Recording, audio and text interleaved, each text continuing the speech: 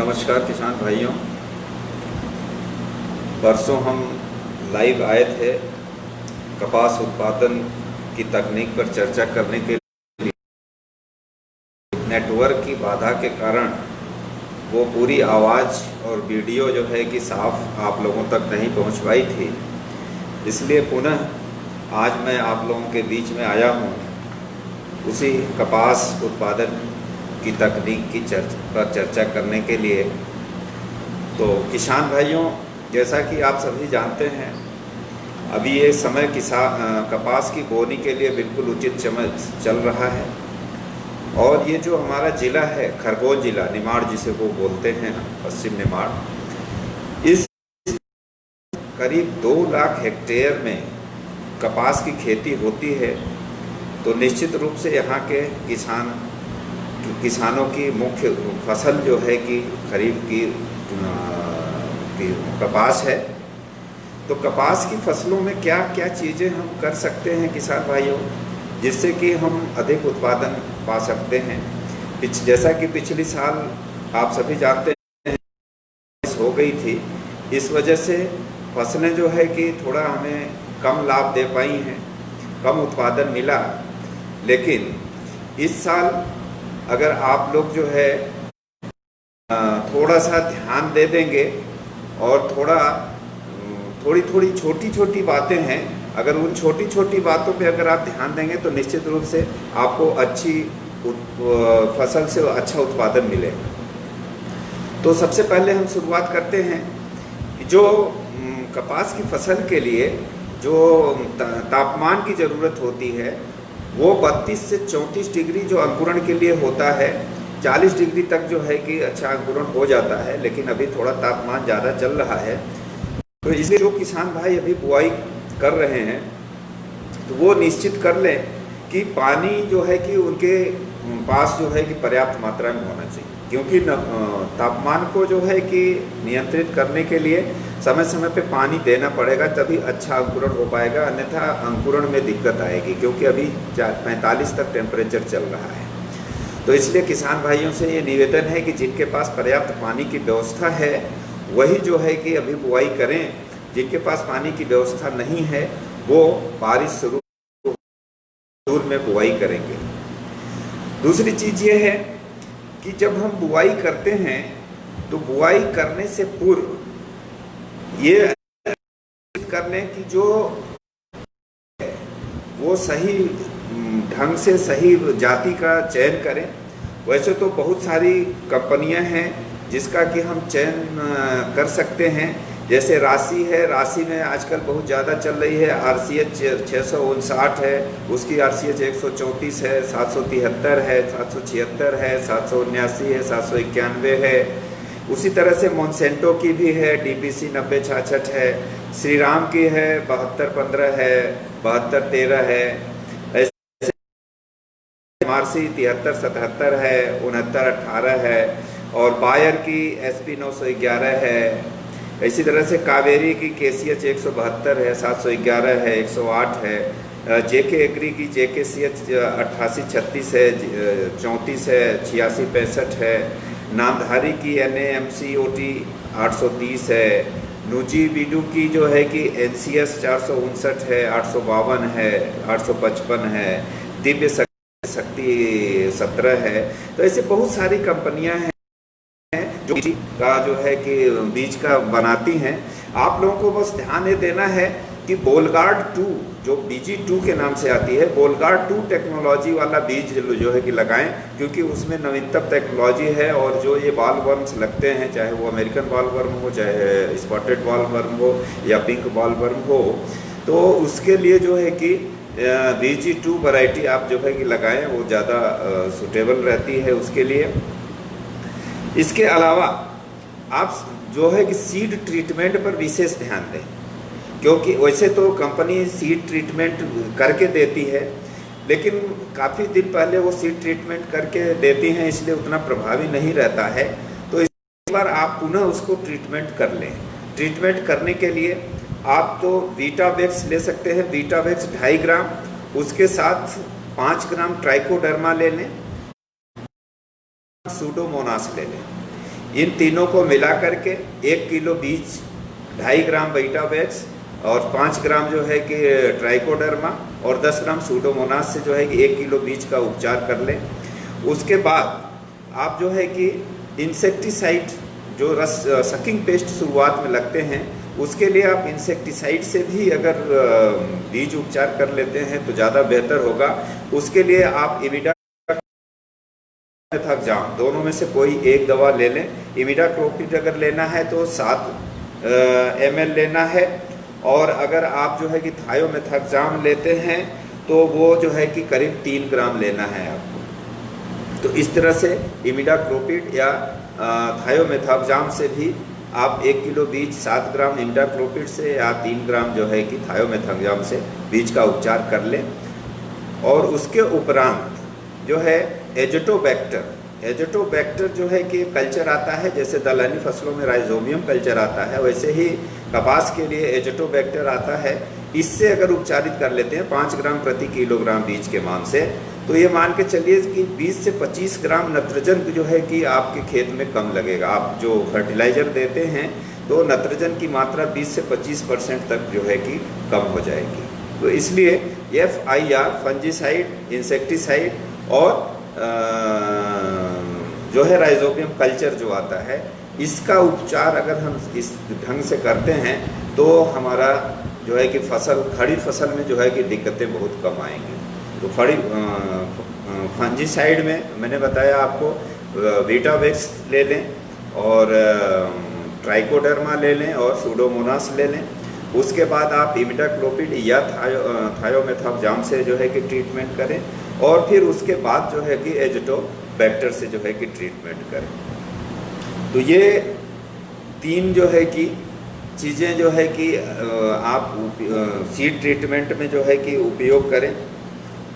और अच्छा जर्मिनेशन अगर आपको चाहिए, जिससे कि जर्मिनेशन खूब अच्छे, आप 20 ग्राम पोटेशियम क्लोराइड पर लीटर पानी में, 1 लीटर पानी में 20 ग्राम पोटेशियम क्लोराइड मिला करके उसको करीब जो है कि 10 घंटे के लिए छोड़ दें बीज को उसमें, और उसके बाद उसको छान करके उसमें उसकी बुवाई करेंगे।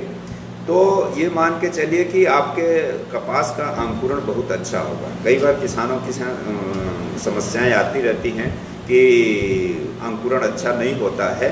तो अंकुरण कई कारणों से नहीं हो सकता है, क्योंकि तापमान भी अधिक है, पर्याप्त नमी अगर उसमें नहीं मिल पाती है तो भी जो है कि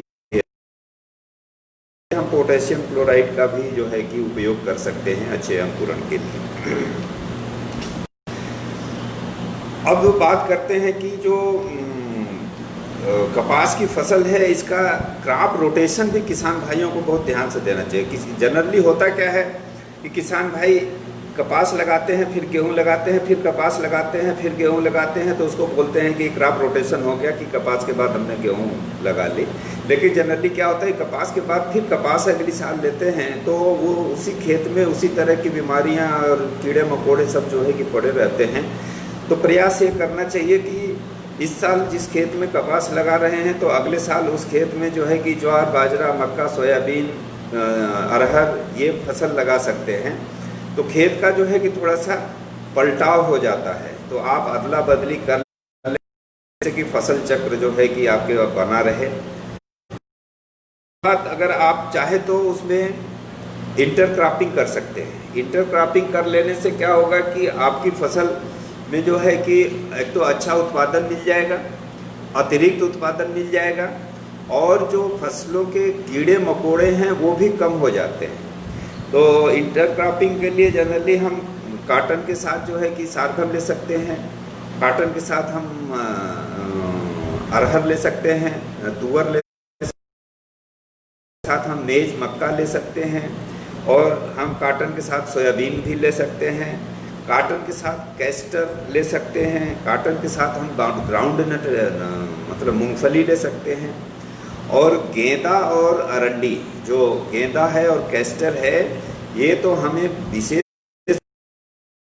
केवल फसल की पैदावार के लिए नहीं, बल्कि जो कपास के कीड़े मकोड़े होते हैं, जो कपास पे अटैक करने वाले होते हैं, उन कीड़ों मकोड़ों को ये गेंदा और जो कैस्टर है, अरंडी की फसल है, ये अपनी तरफ आकर्षित कर लेती है, तो हमारी कपास की फसल बची रहती है। तो इसलिए हमें चाहिए कि बीच बीच में जो है कि अरंडी लगा दें और गेंदा अगर लगा दें तो ज़्यादा बेहतर रहेगा। आपके फसल को कीड़ों और रोगों से ये काफ़ी मदद करता है।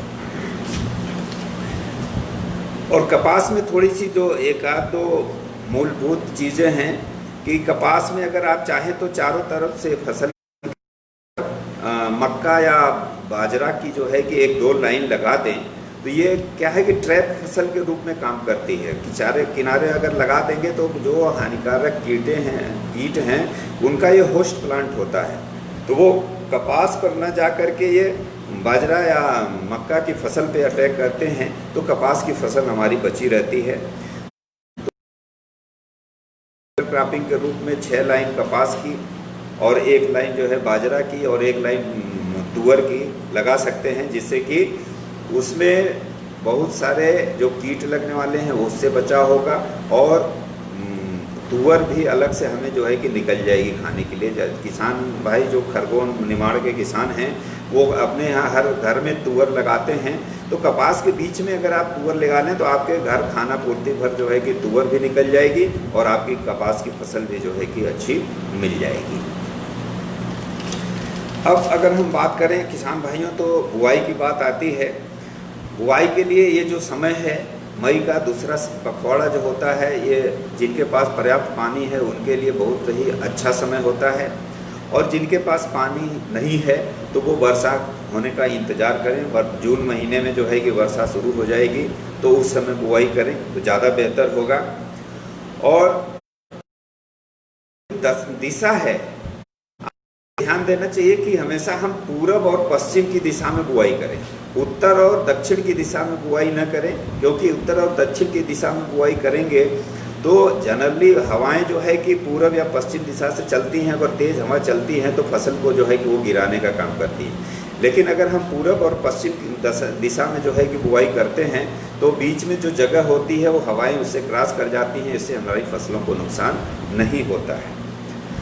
जहाँ तक दूरी की बात है कपास की, तो जो हमारे निमाड़ में जो ट्रेंड है, किसान भाई जनरली 4x4 पे जो है कि लगाते हैं, 4 फीट लाइन से लाइन की दूरी और 4 फीट पौधे से की दूरी।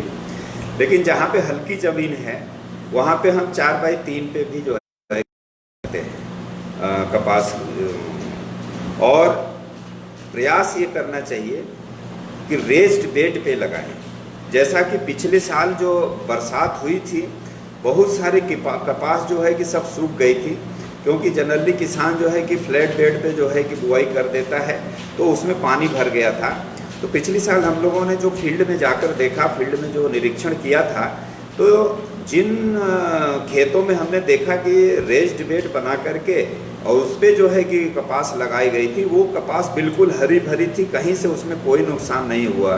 और वही बगल में जो फ्लैट बेड से जो बोई गई, ड्रिप वगैरह सब लगा हुआ था, लेकिन उसमें जो है कि पूरा पानी भर।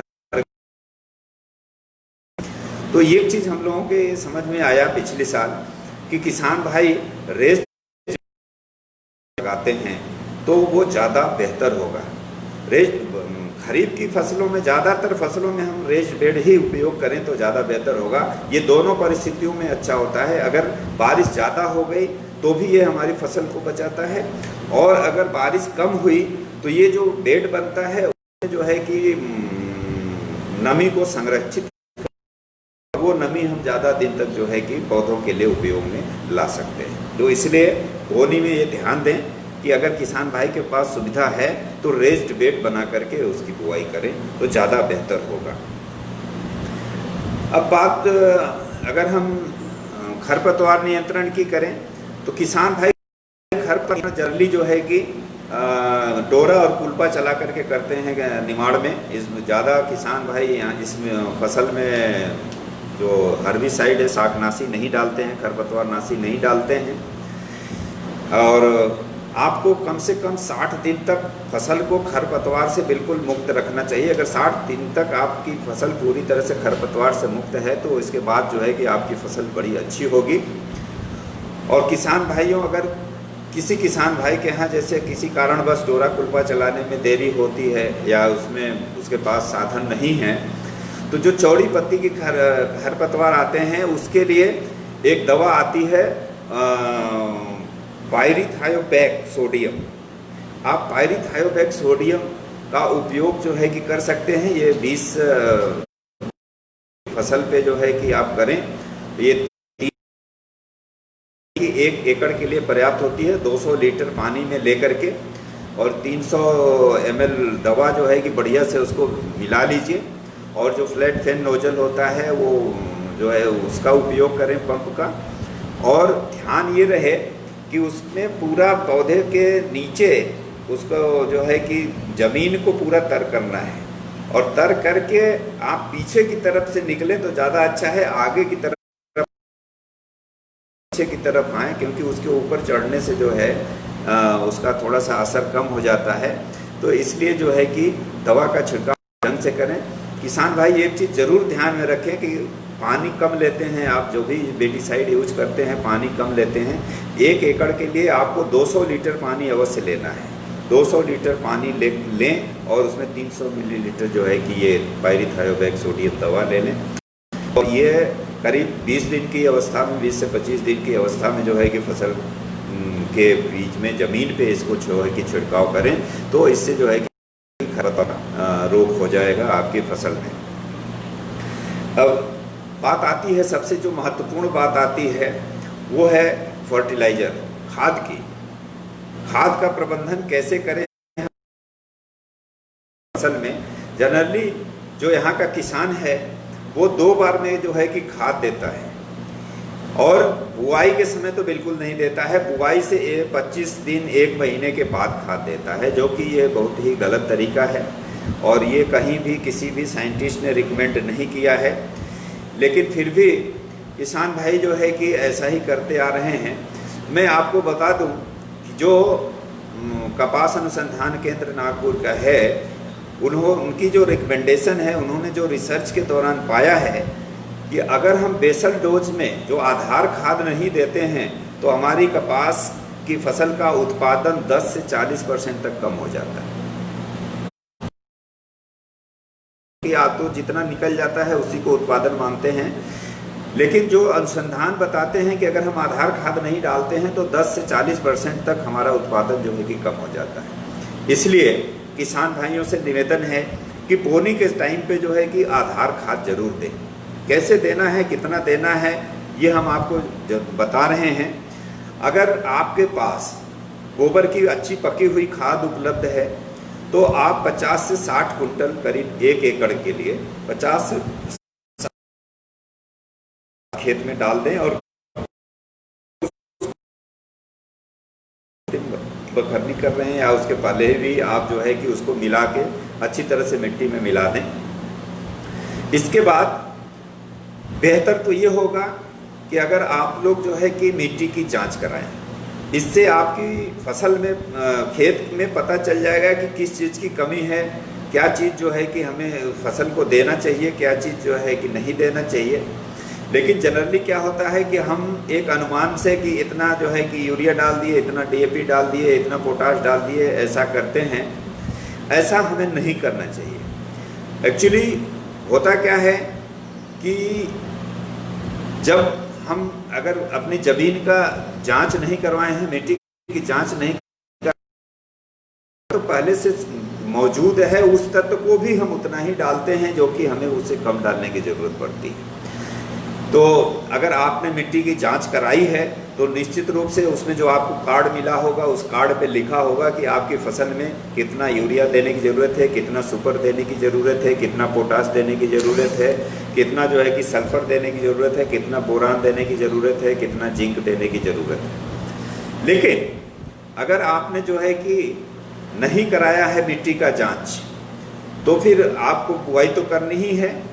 तो उसके लिए जो एक स्टैंडर्ड, एक मानक खाद देने का बनाया गया है, उसमें 64 किलोग्राम नाइट्रोजन लगता है और 32 किलोग्राम जो है कि फास्फोरस लगता है और 16 ग्राम पोटाश लगता है 1 एकड़ खेत के लिए। तो ये मात्रा जो है कि हमारे फसल में जानी चाहिए। तो अगर हम मिट्टी की जांच नहीं कराए हैं तो इतना इस आधार पे दें। और ये सिंचित दशा में है, अगर आपकी खेत पूरा सिंचित है तब हमें 64 किलोग्राम नत्रजन और 32 किलोग्राम जो है कि फास्फोरस और 16 किलोग्राम जो है कि पोटास देना है। और अगर असिंचित खेत है जहाँ पे हमारा रेनफेड है, वर्षा पर आधारित है, वहाँ पे हमें जो है कि इसकी मात्रा आधी कर देनी चाहिए। 64 की बजाय जो है कि हमें 32 किलोग्राम नाइट्रोजन और 16 किलोग्राम जो है कि पोटास फास्फोरस और 16 किलोग्राम ही पोटास की मात्रा उतनी ही रहेगी, फास्फोरस और नाइट्रोजन की मात्रा आधी हो जाएगी। अब इस मात्रा को देने के लिए हम खाद कितना उपयोग करेंगे, ये तो हमने आपको नाइट्रोजन फास्फोरस पोटास बता दिया, लेकिन किसान भाइयों के लिए ये सहज नहीं होता है। तो किसान भाइयों के लिए क्या सहज होता है कि वो उनको ये चाहिए कि कितना हमको यूरिया डालना है, कितना डीएपी डालना है, कितना पोटाश डालना है और कितना जो है कि डीएपी डालना है। तो उसके लिए किसान भाइयों मैं आपको बता दे रहा हूँ, अगर आप कॉपी पेन लिए हों तो लिख कि अगर हम डीएपी के माध्यम से देते हैं, फास्फोरस जो देते हैं, अगर हम डीएपी हम खरीद के लाए हैं तो डीएपी माध्यम से हमारे 1 एकड़ खेत में 110 किलोग्राम यूरिया लगेगी, 70 किलोग्राम डीएपी लगेगी और 25 किलोग्राम पोटास लगेगा। और अगर आप सुपर दे रहे हैं, सिंगल सुपर फास्फेट सुपर के माध्यम से दे रहे हैं, तो आपको 140 किलोग्राम यूरिया लगेगी, 200 किलोग्राम सुपर लगेगा, बोलते हैं सिंगल सुपर फास्फेट, और 25 किलोग्राम म्यूरेट ऑफ पोटास जो लगता है वो लगेगा। और अगर इफको जो आता है एनपीके जो 12-32-16 आता है, अगर वो आपके पास है उसके माध्यम से चाहते हैं तो उसमें 110 किलोग्राम यूरिया लगेगी और 100 किलोग्राम इफको, मतलब 2 बोरी इफको लगेगा और 2 बोरी से थोड़ा सा अधिक यूरिया लगेगा। पोटास अलग से इसमें मिलाने की ज़रूरत नहीं है क्योंकि इसमें पोटास जो है कि पर्याप्त मात्रा में मिली हुई है। तो ये 3 प्रकार की जो खादें हैं, तीनों प्रकार से अगर आपको देना है तो जो हमने मात्रा बताया है उस मात्रा के लिए, लेकिन ये पूरे फसल के लिए जो मात्रा हमने बताई है ये पूरे फसल के लिए है, आपको एक बार में इसको नहीं देना है। अब कैसे देना है ये भी थोड़ा सा ध्यान से सुन लीजिए। जनरली क्या होता है कि किसान भाई 1 या 2 बार में जो है कि पूरी खाद दे देता है, जबकि कपास की फसल बड़ी लंबी होती है, 130 दिन 40 दिन की होती है, दिन के लिए चाहिए। तो जब बुआई हम करते हैं तो आधार खाद के रूप में हम 10 किलोग्राम यूरिया और 35 किलोग्राम डीएपी और 12.5 किलोग्राम पोटास ये हम बुआई के समय दें अगर डीएपी के माध्यम से दे रहे हैं। और अगर सुपर के माध्यम से दे रहे हैं तो हमें उस समय जो है कि 25 और 100 किलोग्राम सुपर और 12.5 किलोग्राम पोटास ये हमें बुआई के समय दे देना चाहिए। अब बुआई से 30 दिन के बाद हमें केवल यूरिया देना है। 30 दिन के बाद 25 किलोग्राम यूरिया जो है कि आप एक बार दे दीजिए। उसके बाद फिर 60 दिन पर जो डीएपी या सुपर की आधी मात्रा बची हुई है, पोटास की आधी मात्रा बची हुई वो पूरा, और 25 kilogram urea, 25 kilogram urea, 35 kilogram DAP और 12.5 किलोग्राम पोटास, ये मात्रा जो है आप बुआई के 60 दिन पर दीजिए। और अगर आप सुपर दे रहे हैं तो उस समय भी जो है करीब 35-40 किलोग्राम यूरिया और 100 किलोग्राम जो सुपर है वो और 12.5 किलोग्राम, ये 60 दिन की अवस्था पे जो है कि देना चाहिए। उसके बाद 90 दिन की अवस्था पे केवल यूरिया आपको देना है। आप 90 दिन की अवस्था पे जो है कि यूरिया दे दें और 25 किलोग्राम, और फिर 120 दिन की अवस्था पे जो है कि आप यूरिया एक बार पुनः दे दें। तो इससे क्या है कि पूरे साल का जो पूरे फसल के जो सीजन है उस पे जो है कि खाद का बंटवारा हो जाएगा, वो अच्छी मिलेगी। अब होता क्या है कि अगर आप 2 बार में दे देते हैं, एक बार जो है कि 30 दिन पे देते हैं और एक बार 60 दिन पे दे देते हैं, और बाकी आगे का पीरियड जो होता है उसमें खाद फसलों को मिलती नहीं है।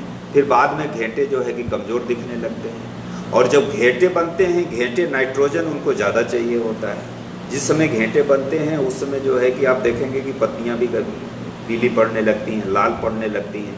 तो उस समय क्या होता है कि जो नत्रजन होता है वो घेंटे की तरफ जाता है और घेंटे नत्रजन ज़्यादा लेते हैं। तो ऐसे में हमें उस समय जो है कि यूरिया का जो है कि छिड़काव करना चाहिए। तो मैंने बताया कि यूरिया 4 बार में आपको देना है, और डीएपी और पोटास को जो है कि 2 बार में जो है कि आप देते हैं। इसके अतिरिक्त जो कुछ घुलनशील उर्वरक हैं जो कि हम अच्छे उत्पादन के लिए दे सकते हैं, वो बता दूं कि जो खाद देने का जो तरीका है वो भी थोड़ा सा आपका गलत है।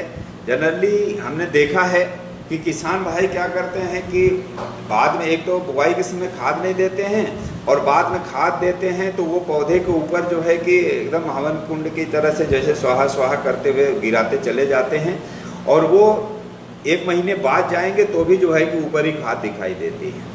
तो ये खाद जो है कि पौधे ले नहीं पाते हैं। मैं आपको बता दूं कि नत्रजन जो होती है वो तो खूब मोबाइल होती है, कल उसको पौधे ले लेते हैं, लेकिन जो फास्फोरस वाली खाद होती है ये 10 दिन में 0.4 सेंटीमीटर जो है कि आगे बढ़ती है। अगर आप ज़्यादा दूरी पर डाल दिए तो ये 6 महीने तक जो है कि उसके जड़ों को मिलेगी ही नहीं, तो फिर वो खाद जो है कि बेकार ही चली जाती है, जो आप ज़मीन के ऊपर चले जाते हैं। आप थोड़ा सा खुद ही सोचिए, अगर हमें खाना खाना है तो हम खाना को जो है कि मुंह तक ले जाएंगे तभी वो हमारे पेट के अंदर जाता है। अगर हम खाने को कहीं सर पे रख दें, यहाँ पे रख दें और सोचें कि हमारे पेट के अंदर चला जाए, तो ऐसा नहीं हो सकता है। यही कर रहे हैं, तो ऐसा नहीं करना है। हम कि 5-6 सेंटीमीटर दूर पे रिंग बना लें, रिंग बना करके उसमें दें, या अगर रिंग नहीं बना सकते हैं तो सब्बल से उसे डिबल करके जो है 5-6 सेंटीमीटर, 7 सेंटीमीटर, 10 सेंटीमीटर नीचे जो है कि एक गहरा गड्ढा बना के ऐसे उसके अंदर ऐसा तिरछा मारें, जड़ के पास जो है कि वो खाद चली जाएगी। तो वो खाद जो है कि ज़्यादा उपयोगी होगी पौधों के लिए। अन्यथा ऊपर अगर हम छिड़क देंगे तो वो जो नत्रजन है वो तो चला जाएगा, लेकिन बाकी जो फास्फोरस और पोटास वाली खाद है वो पूरा का पूरा जो है कि पौधों के लिए उपलब्ध नहीं हो पाता है। तो इसलिए हमें प्रयास ये करना चाहिए कि हम ज़मीन के अंदर, मिट्टी के अंदर खाद डालें। खाद में एक चीज़ और है, सूक्ष्म पोषक तत्वों में आज जो टेस्ट किया है, जिंक की कमी जो है कि इस एरिया में देखी जा रही है। तो अगर जिंक की कमी, अगर आपने 3 साल में कभी जिंक अपने खेत में नहीं डाला हो तो 10 किलोग्राम जिंक सल्फेट जो है कि आप 1 एकड़ के हिसाब से कपास की फसल में डाल दें। यह ध्यान रहे कि उसे कभी किसी फास्फोरस या सिंगल सुपर डीएपी या सिंगल सुपर फास्फेट खाद के साथ मत मिलाइएगा, नहीं तो उसकी जो है कि उपलब्धता वो नहीं हो पाती है। उसको सिंगल दें, अलग से दें, भले जो है कि 10 दिन 15 दिन के बाद दें, लेकिन उसे किसी फास्फेटिक फर्टिलाइजर के साथ जो है कि उसको मिलाएं ना। अब उर्वरकों की जो बात कर रहे थे, तो अगर आप चाहते हैं कि आपकी कपास की फसल में डेंडुओं का विकास खूब अच्छा हो, तो करीब 1 सप्ताह 8 या 10 दिन के अंतराल पर पोटेशियम नाइट्रेट जो 45 आता है, आप उसका 100 ग्राम प्रति पंप, मतलब 15 लीटर पानी में 100 ग्राम जो है कि 15-0-45 जो घुलनशील उर्वरक होता है उसको मिला करके छिड़काव कर दें। इसके अतिरिक्त कैल्शियम नाइट्रेट आता है, वो जो है कि आप 225 ग्राम 15 लीटर पानी में मिला करके स्प्रे कर सकते हैं। इसी तरह से 0-52-34 आता है घुलनशील और उर्वरक, उसको भी 10 दिन के अंतराल पे, उसके साथ चाहे तो आप ह्यूमिक एसिड 10-30 मिलीलीटर मिला लें एक पंप में। एक पंप में 100 ग्राम जो है कि NPK जो 0-52-34 है, और उसमें 30 मिलीलीटर ह्यूमिक एसिड मिला लें। इससे डेंडू का आकार और उसके वजन में जो है कि वृद्धि होती है। इसके अतिरिक्त 0-0-50 भी आता है, उसका भी आप डेंडुओं के विकास के लिए उपयोग कर सकते हैं 100 ग्राम प्रति पंप के हिसाब से। तो ये कुछ जो है कि घुलनशील उर्वरक हैं। जब आपको डेंडू बनने लगे, उस समय बॉल फॉर्मेशन होने लगे, उस समय जो है कि इसका उपयोग हमें करना चाहिए। अब बात आती है सिंचाई की। ये भी बहुत महत्वपूर्ण चीज़ है। हालांकि कपास जो है कि वर्षा की फसल है, लेकिन कई बार ऐसा होता है कि वर्षा जो है बीच में गैप ज़्यादा हो जाता है। जिन किसान भाइयों के पास पानी उपलब्ध है वो जो है कि समय समय पर पानी देते रहें। अगर बीच में गैप ज़्यादा हुआ तो 15 दिन पर जो है कि हल्की ज़मीन में और 25 दिन पर जो है कि भारी ज़मीन में सिंचाई अवश्य करें। और ज़्यादा अच्छा होगा जी किसान भाई ड्रिप से सिंचाई करें। और खरगोन ज़िले में तो मेरे ख्याल से बहुत ज़्यादा लोगों के पास ड्रिप लगा हुआ है। कपास ड्रिप पे ही ज़्यादातर लोग लगाते हैं। तो ड्रिप से जो है कि एक तो 50 से 60% पानी की बचत हो जाती है और साथ ही 25 से 30% तक जो है कि उपज में भी वृद्धि हो जाती है। अगर केवल ड्रिप में से सिंचाई हमने कर दिया तो अलग से हमें कुछ करने की ज़रूरत नहीं पड़ती है।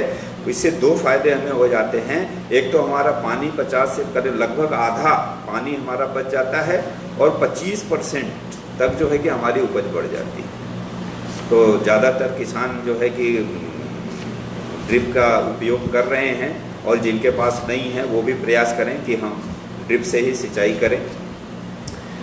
इसमें 2-3 अवस्थाएं होती हैं जो कि बहुत ही क्रांतिक होती हैं। उस समय पानी की कमी नहीं, जैसे अगर फूल जब बनने की अवस्था आती है, जब फूल का विकास होता है, उसके बाद जो है कि जस्ट उसके पहले जब फूल निकलने शुरू होते हैं उस समय पानी की कमी नहीं होनी चाहिए, नहीं तो फूल कम बनेंगे।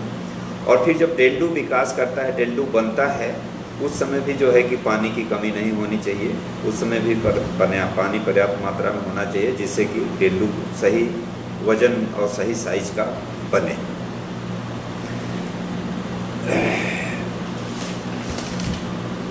अब अगर हम बात करें तो बहुत सारी चीज़ें इसमें ऐसी भी होती हैं कि किसान भाई थोड़ा सा नहीं जानकारी होने की वजह से कुछ का कुछ दे देते हैं। लेकिन उसको अगर इसका थोड़ा सा पहचान हो जाए तो किसान भाई सही ढंग से जो है कि उसका, जैसे कई बार हमने खेतों में देखा है कि कपास के पत्ते किनारे से लाल होके फिर वो सूख जाते हैं। किसान भाई उसको कोई रोग समझ लेते हैं और उस पर जो है कि वो फंजीसाइड डाल देते हैं, जबकि वो रोग नहीं होता है। वो कपास में पोषण विकृति कहलाती है, वो होती है और ऐसा पोटास की कमी के कारण होता है। जब पत्ते किनारे से लाल होकर के सूखने लगें, इसका मतलब है कि आपके खेत में कपास में जो है कि पोटास की कमी है। तो उस समय जो हमने आपको बताया 0050 जो पोटेशियम आता है, उसका जो है कि आप स्प्रे कर सकते हैं। 100 ग्राम प्रति पंप मिला करके स्प्रे कर दें तो पोटास की जो कमी है वो तुरंत दूर हो जाएगी। इसी तरह से फसलों में अगर फास्फोरस की कमी होती है तो पौधे जो है कि उसमें बैगनी, बीच में जो पत्तियां जो है कि बैगनी रंग का जो है कि छाप देने लगती हैं, हल्का पीलापन बैगनीपन लिए होता है। अगर इस तरह के उसमें लक्षण देते हैं तो किसान भाई उसको समझ नहीं पाते हैं, या तो कीटनाशक डाल देते हैं या तो कोई कवकनाशी फफूंदनाशी डाल देते हैं। ऐसा नहीं होना चाहिए। इसकी भी पहचान करें कि अगर फसलों में बैगनी रंग अगर पड़ता है, दिखता है, तो ऐसे में उसे जो है कि आपको फसल में फास्फोरस की कमी है, तो आपको जो है कि 05234 जो आता है उसका स्प्रे करके हम उसको दूर कर सकते हैं। इसी तरह से जिंक की कमी में भी जो है कि पत्ते पीले पड़ने लगते हैं, बीच से पत्ते पीले पड़ जाते हैं। सिराएं बिल्कुल हरी रहती हैं लेकिन बीच बीच में पत्ते जो पीले पड़ने लगते हैं, तो ऐसे में जिंक सल्फेट का उपयोग करना चाहिए। आपने देखा होगा कि पत्तियां लाल हो जाती हैं, बीच से लाल होती हैं। एक तो जो पोटास की कमी होता है तो किनारे से लाल होकर फिर सूखती हैं, लेकिन जब पत्तियां बीच से लाल हो जाती हैं तो इसका मतलब ये है कि उस खेत में मैग्नीशियम की कमी है। तो उसके लिए हमें 0.5% मैग्नीशियम मतलब 5 ग्राम प्रति लीटर के मान से मैग्नीशियम सल्फेट मिला करके उसको 2 बार स्प्रे कर दें हम 45 दिन पे और 75 दिन पे, तो वो निश्चित रूप से जो है कि आपकी कपास की फसल जो लाल पत्ते हो रहे हैं उससे आप निजात पा जाएंगे। अब थोड़ी सी बात कर लें फसलों में, जो कपास की फसलों में जो मुख्य समस्या है वो है फसलों में कीटों और रोगों की। और जैसा कि आप सभी जानते हैं कि जो बीटी आया है वो इल्लियों के लिए बीटी उसमें डाला गया है, बैसिलस thuringiensis जो बैक्टीरिया है वो उसमें डाला गया है, जिससे कि जो पिंक बॉलवर्म या अमेरिकन बॉलवर्म या स्पॉटेड उससे जो है कि वो निजात मिल सके। लेकिन कुछ ऐसी कमियां रह गई जिसके वजह से ये टेक्नोलॉजी भी अब पूरी तरह से काम नहीं कर रही है। पिंक बॉलवर्म जो है कि पिछले कई वर्षों से देखने में आ रहा है, तो इसके पीछे कहीं ना कहीं किसान भाइयों की गलती है।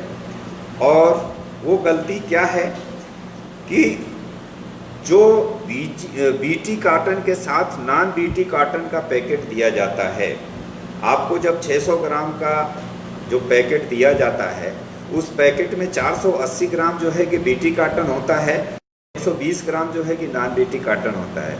लेकिन किसान भाई उत्पादन के चक्कर में सोचते हैं कि ये नॉन बीटी कॉटन से उत्पादन हमें मिलेगा नहीं, उसको फेंक देते हैं और उसको लगाते नहीं हैं। जबकि कंपनी वो देती है 120 ग्राम, उसका भी पैसा आपसे लेती है, तो वो फेंकने के लिए तो देती नहीं है। उसे आपको रिफ्यूजिया के रूप में जो है कि खेत में लगाना चाहिए, लेकिन आप लोग जो है कि उसको निकाल करके फेंक देते हैं। और उसका ये परिणाम हुआ कि बीटी कॉटन में भी अब जो है कि पिंक बॉलवर्म जो है कि आने लगा है। तो पिंक बॉलवर्म से अगर आपको बचना है तो कुछ पॉइंट्स हैं, उसको आप ध्यान से सुन लें और उसका उपयोग करें, तभी आप पिंक बॉलवर्म से बच सकते हैं। सबसे पहला तो जो काम होना चाहिए था उसका समय अब निकल चुका है। जो गर्मी में गहरी जुताई होनी चाहिए। उम्मीद है कि किसान भाइयों ने जो है कि जो पल्टी प्लाऊ होता है, जो मिट्टी पलटने वाला हल होता है, उससे आप जो है कि गहरी जुताई कराए होंगे गर्मियों में। इससे क्या होता है कि सारे कीड़े मकोड़े जो नीचे ज़मीन के अंदर अंडे देते हैं वो सब जुड़ मिट्टी के साथ ऊपर आ जाते हैं जब हम मिट्टी पलट हल से उसकी जुताई करते हैं तो। और दूसरा काम ये कि जितने भी पुराने कपास के अवशेष हैं, डंठल हैं या कहीं अवशेष पड़े हैं, तो बिल्कुल उसको साफ कर दीजिए। मेड़ों पे कोई किसी प्रकार की जो है कि घास फास नहीं होनी चाहिए, क्योंकि जो गुलाबी इल्ली होती है, गुलाबी इल्ली की जो संखियाँ होती हैं वो उसी पुराने डंठलों में पत्तों में जो है कि चिप करके पड़े रहते हैं, किनारे के जो खरपतवार होंगे उसमें पड़े रहते हैं। और जैसे ही उनको माहौल मिलता है, बारिश शुरू होगी, वैसे ही जो है कि वो फिर से जो है कि अपना रूप धारण करके बाहर आ जाते हैं। तो ऐसे में खेतों की साफ सफाई, पुराने डंठलों को बिल्कुल आसपास नहीं रहने दें खेतों के। इसके अतिरिक्त आपको ये करना है कि आपकी कपास की फसल में प्रति एकड़ कम से कम 2-3 फेरोमेन ट्रैप लगाएं। फेरोमेन ट्रैप लगाने से क्या होगा, तितलियां हैं वो जो है कि उस फेरोमेन ट्रैप में आएंगी और इससे आपको पता भी चलेगा कि गुलाबी इल्ली की कितनी जो है कि संख्या में आने वाली है।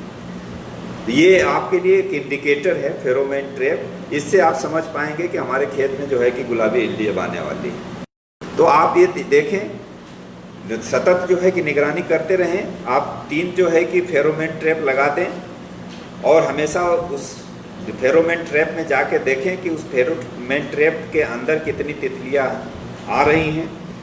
जब 8 तितलियां रोज लगातार 3 दिन तक दिखें, 8 या उससे ज़्यादा दिखें, तो इसका मतलब ये है कि अब गुलाबी इल्ली अब अपने खेत में जो है कि आएगी, क्योंकि उसकी तितलियां वहाँ पे जब बैठेंगी, फूलों पे बैठेंगी, अंडा देंगी, उसके बाद जो है कि उसमें से इल्लियाँ बनेंगी। तो ऐसी परिस्थिति में आपको जब पहले ही इंडिकेशन मिल जाता है तो आप जो है अलर्ट हो जाइए। और जब लगातार 3 दिन तक 8 तितलियाँ एक हर फेरोमेन ट्रैप में आपको मिल जाएं, तो उसके बाद जो है कि आपको दवा का, रासायनिक दवा का छिड़काव जो है कि शुरू कर देना चाहिए। उसमें आपको सबसे पहले प्रोफेनोफास का स्प्रे करना चाहिए। 2 मिलीलीटर प्रति लीटर पानी के मान से जो है कि आप प्रोफेनोफास दवा का स्प्रे करें। इसके अलावा डेल्टा मेथ्रिन है, उसका भी स्प्रे कर सकते हैं। साइपर मेथ्रिन है, उसका भी कर सकते हैं। प्रोफेनोसाइपर है, उसका जो है कि स्प्रे कर सकते हैं। तो एक इंटरवल पे ये जो है कि 3-4 स्प्रे कर देंगे तो हमें उनकी तितलियों को मारना है। अगर तितलियों को हम मार लिए तो फिर गुलाबी इल्लियों को पैदा होने में दिक्कत होगी, क्योंकि अंडे अगर तितलियां नहीं देगी तो निश्चित रूप से गुलाबी इल्ली नहीं हो पाएगी। आपको मैं बता दूं कि कपास में करीब 21 प्रकार के इंसेक्ट पेस्ट लगते हैं। 21 प्रकार के, जैसे सकिंग पेस्ट में अगर आप देखा जाए तो जैसिड है, एफिड है,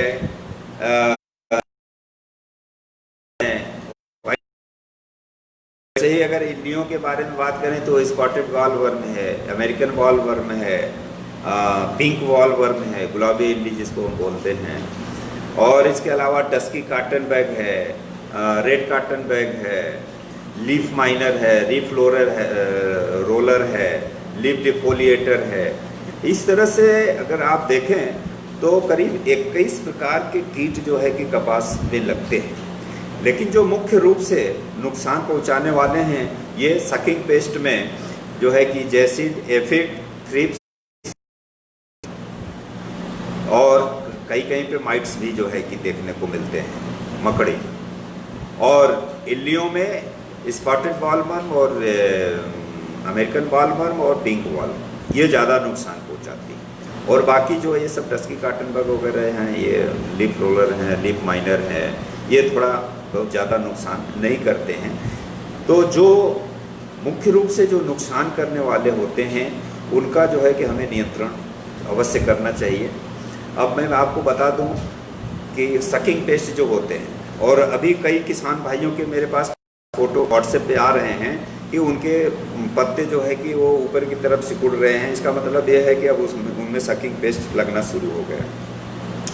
लेकिन ये मान के चलिए कि करीब 2 महीने तक कोई रासायनिक दवाई नहीं डालना चाहिए। मेरी मान्यता ये है कि हम उसको नीम के तेल से या वर्टिसेलियम लेकेनाई के माध्यम से हम उसका कंट्रोल कर सकते हैं। आप नीम का तेल का छिड़काव करें। अगर आपके अभी जो कपास आपने कुछ लोगों लगा 4 पत्ते 2 पत्ती तक आ गए, वो भी गए हैं, तो ऐसे किसान भाई जो पहले से लगा चुके हैं और उनके खेतों में अगर सकिंग पेस्ट दिख रहा है तो वो अगर 3000 ppm का तेल ले रहे हैं, नीम का तेल ले रहे हैं, तो वो करीब 75 ml एक पंप में डालें।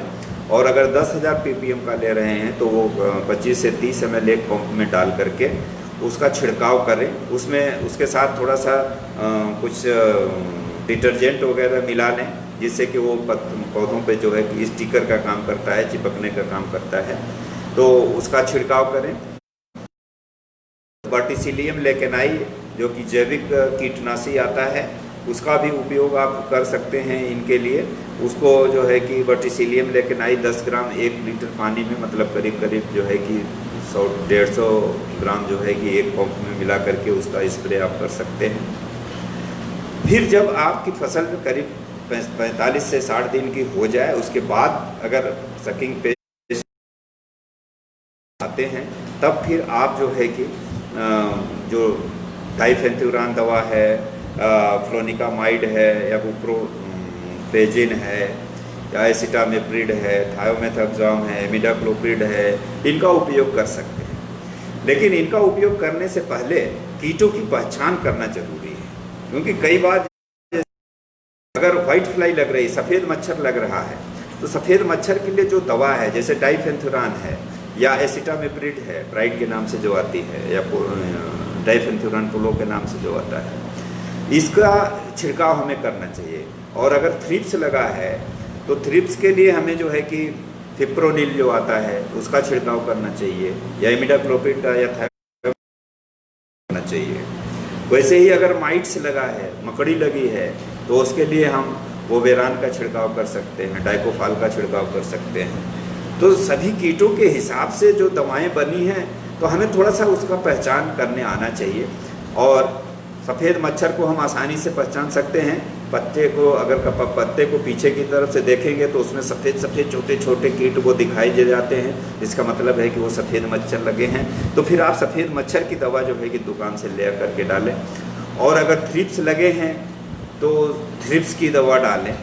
और मकड़ी छोटी छोटी आप देखेंगे वो थोड़ा लाल लाल जो है कि छोटी छोटी, वो ध्यान से देखने से वो दिखती हैं, वो लाल लाल होती हैं। अगर मकड़ी लगी है तो फिर मकड़ी की दवा डालें।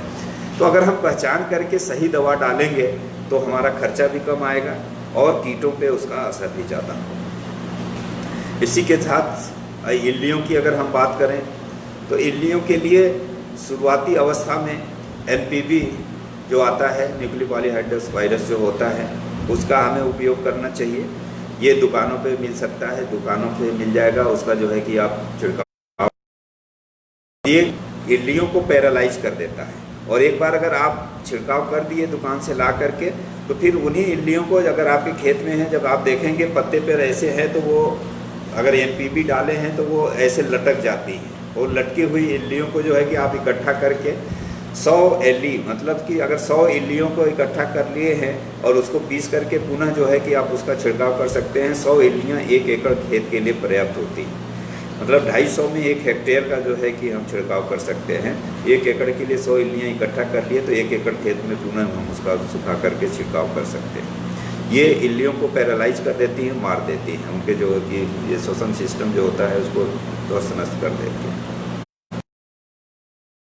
एक ट्राइकोग्रामा कीट आता है, वो पैरासाइट है वो इल्लियों के लिए। इसे भी आप दुकानों से खरीद करके आप डाल सकते हैं। करीब 60,000 पर एकड़ के हिसाब से अगर कीट हम छोड़ देते हैं खेत में तो वो जितनी भी इल्लियाँ हैं उनके अंडों को जो है कि वो खा करके उनको नष्ट कर सकते हैं। अब अगर ज़्यादा अवस्था उसकी बढ़ जाती है तो ऐसी परिस्थिति में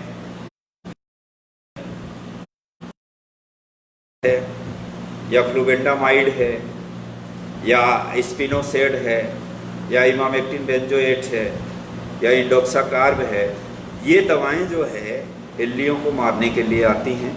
फिर बाद में अगर इल्लियाँ बिल्कुल कंट्रोल नहीं होती हैं तब हमें इन इल्लियों को कंट्रोल करने के लिए इन केमिकल इंसेक्टिसाइड का उपयोग करना चाहिए।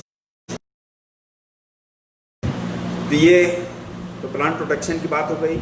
एक चीज़ किसान भाइयों, एक जो पैराविल्ट नाम की, जैसे न्यू विल्ट के नाम से हम जानते हैं, ये बीमारी जो अगर आती है और ये बीमारी अचानक आती है और अचानक ही आप देखेंगे आज पौधा बिल्कुल आपका अच्छा है लेकिन एक दिन बाद ही पूरा हरा पौधा ही जो है कि पूरा मुरझा जाता है, वो न्यू विल्ट या पैराविल्ट की बीमारी होती है। और ये बीमारी ऐसी परिस्थितियों में पनपती है कि जब बीच में गैप ज़्यादा हो गया, 1 आध महीने अगर पानी फसल को नहीं मिला और अचानक बारिश हो गई या अचानक आपने पानी दे दिया तो दूसरे दिन आप देखेंगे कि पूरी की पूरी फसल जो है कि हरे हरे एकदम मुरझा गई। और अगर उसका तुरंत कंट्रोल नहीं किया गया तो वो 2-4 दिन के बाद जो है कि बिल्कुल सूखने लगती है। तो ऐसी परिस्थिति में हमें बिल्कुल अलर्ट रहना चाहिए। अगर इस तरह के लक्षण जैसे ही दिखें, जो 48 घंटे के अंदर अगर ऐसे लक्षण दिखते हैं तो कोबाल्ट क्लोराइड आता है। कोबाल्ट क्लोराइड 10 मिलीग्राम प्रति लीटर पानी के मान से मिला करके पौधों की जड़ों में जो है कि ड्रेंचिंग करते हैं, टोवा देते हैं। अगर कोबाल्ट क्लोराइड नहीं मिल पाता है तो आपको कॉपर ऑक्सीक्लोराइड जो ब्लू कॉपर आता है वो बहुत आसानी से मिल जाएगा। ब्लू कॉपर आप ले लें 2.5 ग्राम और करीब 20 ग्राम जो है कि यूरिया पर लीटर पानी के हिसाब से। अगर हम पंप के हिसाब से बात करें तो 40 ग्राम ब्लू कॉपर ले लें और 300 ग्राम यूरिया ले लें और इसको प्रति पंप में मिला करके पौधों के जड़ों में टोवा दें। छिड़काव नहीं करना है, ये एकदम बिल्कुल ध्यान रखना है कि छिड़काव नहीं करना है इसका, उसकी आपको ड्रेंचिंग करनी है। एक समस्या और आती है बाल राट की। किसान भाइयों, अगर बाल राट की आपके खेतों में समस्या आ जाती है तो क्लोरोथालोनिलेट दवा साइड आता है, आप उसका स्प्रे कर सकते हैं 2 ग्राम प्रति लीटर के हिसाब से।